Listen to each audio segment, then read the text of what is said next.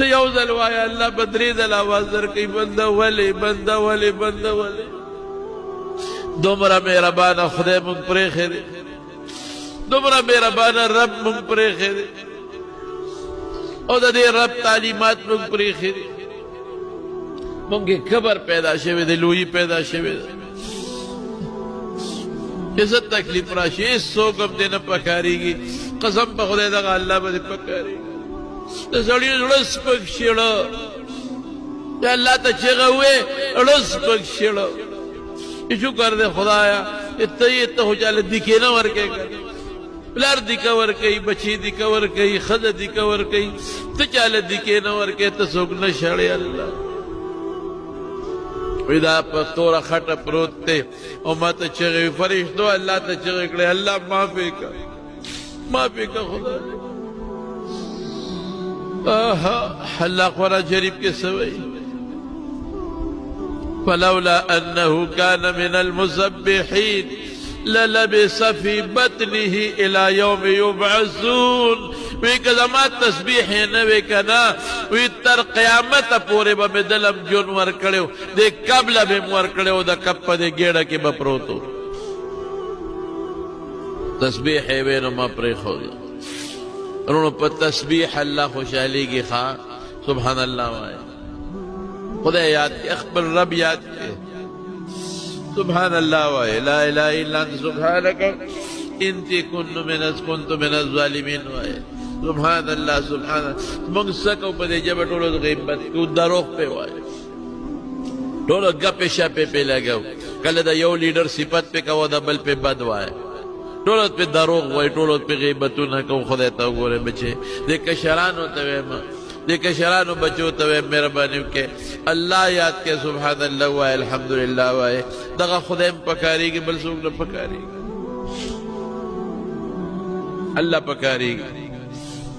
فلولا انه كان من المسبحين، کدی د مسبحینو نه نه وی او دا تسبیح یې نه وی، للبس في بطنه الى يوم يبعثون، دله به مې جون ورکړی و دې قبله. الله قادر دی او تر قیامت پورې به مې دقسې د کب ګېډه کې جیل کې ګرځاو. الله کب ته حکم وکړه په غاړه یې وغورځوه، په غاړه یې راوغورځوه. مفتی شفیع صاحب لیکلي خپل تفسیر کې وجود یې کچه شوی ویښتې د وجود نه غورځېدلي او چې څنګه په غاړه یې وغورځاو نو الله پې یقین د دې کدو بوټې زرغون که هغه پې د پاسه پاڼې خورې کړې هندو انور نه بچ او یو ځنګلي چیلی به راتله هغې به وله پی ورکول. نو چې وجود یې برابر شو ټیک شو نو چیلی هم بنده شوه او سیبه هغه بوټي وچ شو نو په جړا شو. دغه یو ملګری مې و الله وی زه ورشه قوم لري، قوم د انتظار کوي، قوم د انتظار کوي، قوم د ټول مسلمانان. نو بیا راغی نینوات، نو قوم ورته خوشحاله شو، ډېر زیات ورته خوشحاله شو او بیا قوم سره خپل ژوند تېر کړه، قوم مسلمانانو او د دې عزت کو قدر کو. او بیا وفات شوی دی. څوک وایي په شام کې خاق دی بیت المقدس سره، لیکن راجح قول دا دی چې هلته هغه نینوا کې هلته بیا وفات شوی دی او هغه خپل وطن کې ښخ شوی دی. تاسو دې نه اندازه لګوئ وروڼو یو پیغمبر باندې څومره تکلیفونه راغلي دي د دین دپاره. ګوره محنت پکې علماو ته هم زه دا وایم، څومره علما کرام دي هغې ته هم دا چې تکلیف به تېروئ، سپکې به هم در پسې خلک وي، بد به م وي، کنځل به هم درته کوي، هر څه به درته وایي، لیکن تاسو به د قوم خیرخواهي کوئ، د قوم خیرخواهي به کوئ. مونږ ته د قوم دا کشران داسې ښکاري لکه د بچو په شان او دا مشران داسې ښکاري لکه د خپلو وروڼو په شان دی، دا سپینګري داسې ښکاري لکه د خپلو ترونو په شان دی.